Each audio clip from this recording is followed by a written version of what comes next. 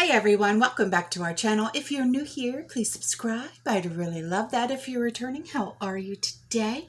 Before we get started, grab your coffee, maybe some chocolate, because you just never know with me what's going to come out of my mouth, what's going on in the world today. So definitely get on your comfy pants because you're going to need them. All right, so as you all know, I will always put links in the description box below, okay? So you can have your references, so you can know what I'm talking about, especially when subscribers send me stuff, okay? Because when they say, hey, I really want you guys to watch this, or hey, can you really read this, or, you know, put this in your video, absolutely. When you guys email me and you know that it's of importance and you really want me to get the word out, email me, okay? So the first link that's going to be in the description box below, oh boy, this is what's going on with the truckers. And this is really going to put a kink in our supply chain. No kidding, okay? So, you know, Justin Trudeau, boy, he put 38,000 truckers on unpaid leave. Yeah, thanks, guy. So that link is going to be in the description box below. All right, now here's something else. This was sent to me by a subscriber, okay? She said, here's what people ate to survive the World War II rationing, okay? Because you guys know that rationing started in Washington, D.C. And you know as well as I do that it's going to be a trickle effect, just like everything else. If you don't know what I mean by when I say trickle effect, how about domino effect? Once it starts, once the first domino goes, you know what I mean? So that link will be in the description box below, okay? And what she's talking about when it comes to World War II rationing, when it comes to our food, what she's talking about is getting back to basics in the kitchen, okay? And if you're not quite sure on what I'm talking about when I say getting back to basics in the kitchen, there's a really great channel that was put out by a woman. She's in her 90s, okay, but she's passed now, okay, and her name is Clara. And her grandson keeps the channel going, and it's called Depression Cooking with Clara or something like that. I've watched all of her videos. I have learned so much about cooking with basics and stuff like that. Absolutely amazing. Absolutely amazing. But what was it, last Friday? Was it last Friday or the Friday before? When we were live, and Trish had said, the 3 basic things that, we should really be focusing on with stockpiling, okay? And that is flour, sugar, and salt, okay? And I'm sure, as people of the prepared mind in this community, we have stocked up on these things, okay? Well, I really amped it up, okay? And what I also did was, yes, I do know how to cook, bake bread, okay, by hand, okay? But I am not like some superwoman, okay? I do have arthritis in my hands, okay? And that comes from years and years of being a hairdresser, okay? I also have carpal tunnel. So,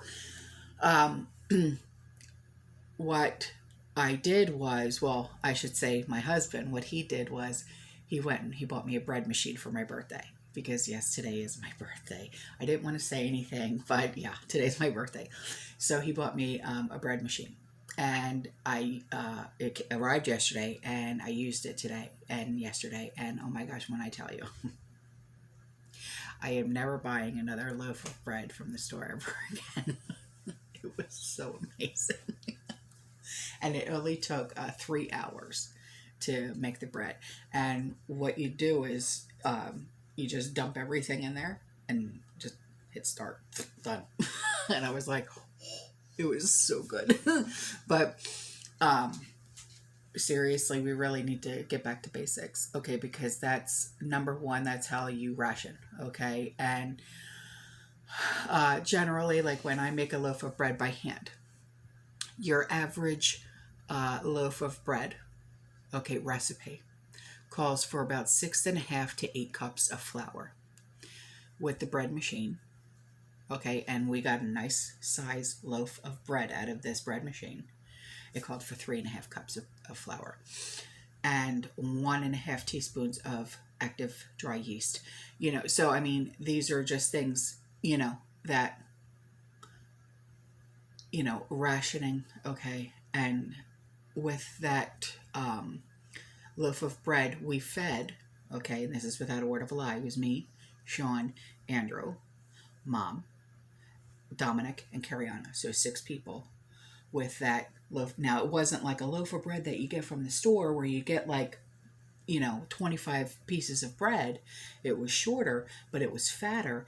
And, I mean, the slices, what we were cutting, it was like 2 inches thick. Okay. So I'm sure if I got an actual like bread slicer, I could cut the slices of bread thinner. But this was my first loaf of bread using a bread machine. But wow, when I tell you, that bread was amazing. So I will put the link to the bread machine that I bought, that Sean bought me because I picked it out, in the description box below if you guys want to get it. Okay, it's not like some Cuisinart, big shiting deal, expensive anything. Okay, with shipping, not with shipping, with tax, it was like $75. Okay, so if you want to get it, okay, I'll put the link in the description box below. Okay, so moving on. This was sent to me. And when I saw this, I was just like, what the heck? Seriously, what the heck? Biden, or shall I just call him his real name, Data, he gave remarks on efforts to lower prices for working families.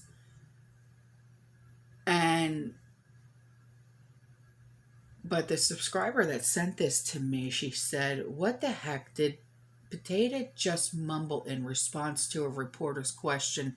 That's a great asset, more inflation. That's a stupid son of a b. Yeah, he did say that. And, this moron, nothing will affect him, ever.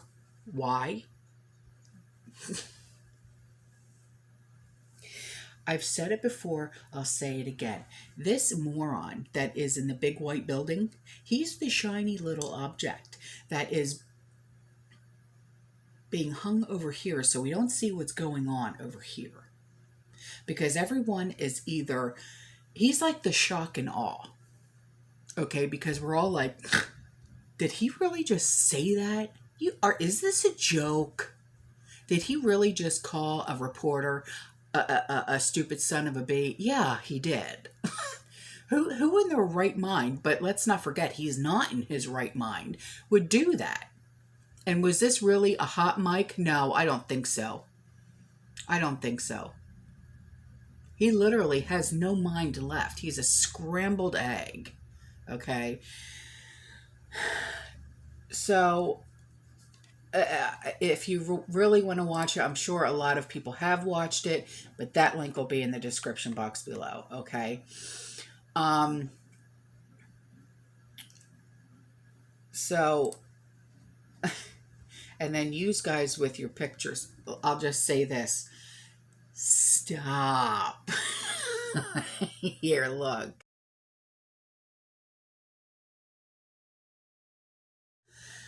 And then one of my subscribers sent me this, and when I saw this, I said, oh my, this cannot be real.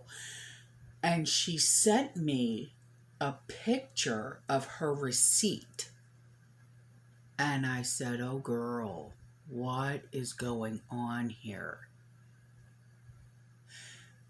There's a 4% supply chain charge. Start looking at your receipts, kids. 4% supply chain charge. Now, I can't see what store this was at, but she bought paint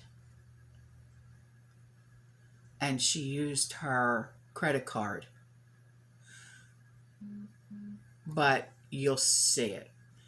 It'll say supply chain charge 4%, $1.80. Look.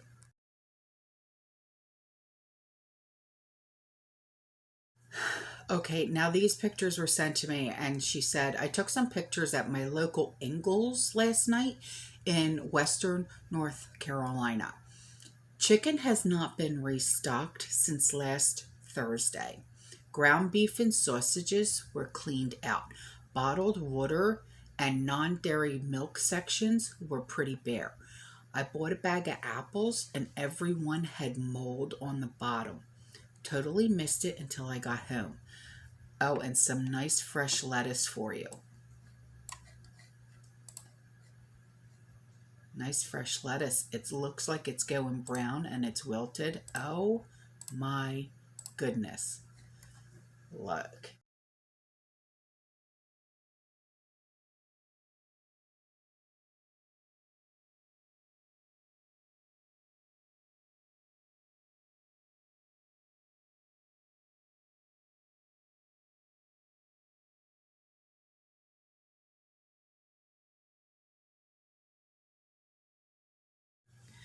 So here's a good laugh for you, because when I saw these pictures, I said, please tell me that, you know, someone did, like a customer did this as a joke and then took a picture and ran away. But it's not. So this subscriber took this picture and said, you know, it's getting pretty bad when they start using house shoes and tennis shoes as a filler in the produce section. Soul food, we're in trouble. You try not to laugh. It's like watching a toddler or hearing a toddler curse for the first time, and you try not to laugh because you don't want to encourage them. But this, seriously, when you're putting slippers and sneakers in front of the tomatoes, come on.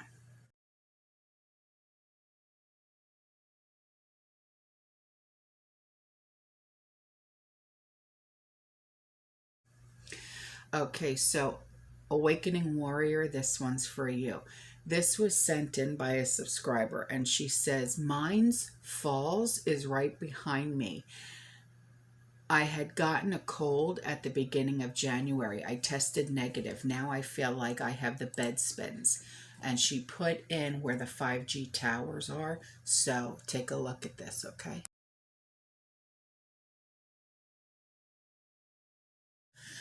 All right, so this is from someone who lives in North Carolina about the agricultural recommendations that's going on now. Okay. She said, I live on a homestead in Western North Carolina. Today in a Facebook group that she's in, there was an article that was posted. It says, it's a warning. People with birds, namely farm types, chickens, etc., to keep your flocks indoors. There's a link to the North Carolina Agriculture for the actual letter notification that I have, so that'll be in the description box below, okay? This is concerning to me, as I feel they may try to step in and start eradicating our flocks for our safety. Bullcrap, she said. Please feel free to pass this on. I am, because this is crazy. So what are they going to do? Start coming onto people's homesteads, right? And just taking your livestock? Can they actually do that? I don't know. And then it goes on to say NCDA and CS Veterinary Division strongly recommends to keep all poultry indoors, including organic free-range flocks, for at least 30 days from today. Unless you have a barn, how are you going to do that? You can't really keep them in your house. allowing these flocks to have access to outdoors during this time would put them at increased risk of contracting high-path avian influenza. NCDA and CS will continue to monitor this disease threat, and this recommended time period may be extended. Yesterday, we received 2 reports of more hunter-harvested wild water fowl of mixed species American widgeon, mallard, gadwall, northern pintail, and northern shoveler, with preliminary results detecting H5 Eurasian high-path avian influenza in several birds. All of these birds were sampled on January 8th, 2022. These results identified 3 more positive waterfowl that originated in the same location in Hyde, and that's HYDE County, as our original isolation, and 34 more positive waterfowl originating from a single location in Pamlico, that's Pamlico County. Okay, so that link will be in the description box below. So if any of you guys have, this livestock, that's something I would seriously check out, all right? Now, moving on to this. When I saw this the other night, I was like, oh my Lord. This has to do with Canada. So we do have a lot of people that are in our community who live in Canada.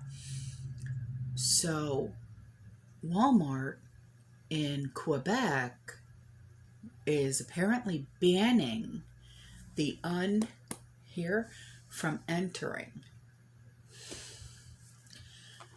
So if it's happening in Canada with Walmart, and that link will be in the description box below, will it start here in the US as well? That's my question. So then this was brought to my attention, and yeah, I've seen this too in stores, and I was like, I just passed it off, and I'm like, oh, it's nothing until this. She said, I have been watching brands disappear off the shelves for months now. I've been watching like a hawk. Something isn't right. I say this because I went to a store in my area, and they had brands I've never seen before. Every section was extremely small, and the shelves were stocked with gaps here and there. I felt like I was in a dream, as this does not match my experience for months now. They just got a truck in yesterday, and they were stocking the shelves while I was there. I just wanted to share and get other people's ideas. Prices are higher. Many items have no price under them. I've been noticing that too, so you're not the only one. You're really not. So then our very own Cyan sent this picture in, and this says it all.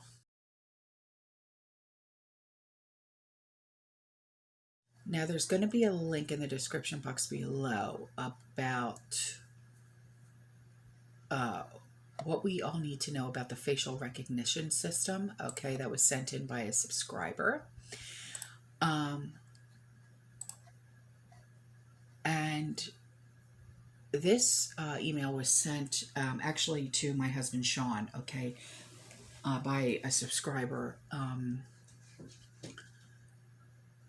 because you guys know that he works for Homeland Security, and about a possible attack on America's power grid, and he's very tight-lipped about it. So I don't know if he knows more or what, because he's just like, like that type of thing.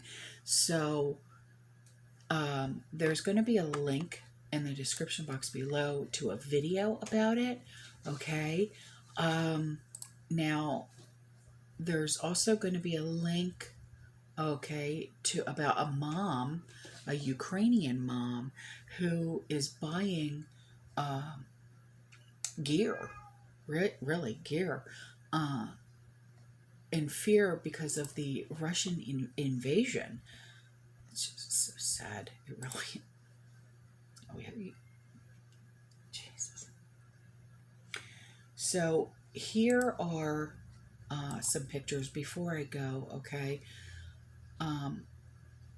of the canned cat and dog food aisle in Ingalls in North Georgia. She said, or he said, sorry, there's basically nothing, yeah, except for the higher brands, like, what is that? The Blue and the Taste of the Wild. Just so. It's a good thing I never started my guys on wet food. No kidding. All right, guys, that's all for this video. I love you. I'll see you in the next one. You stay safe. Stay positive. You keep prepping. Keep smiling and laughing. And as always, fear less.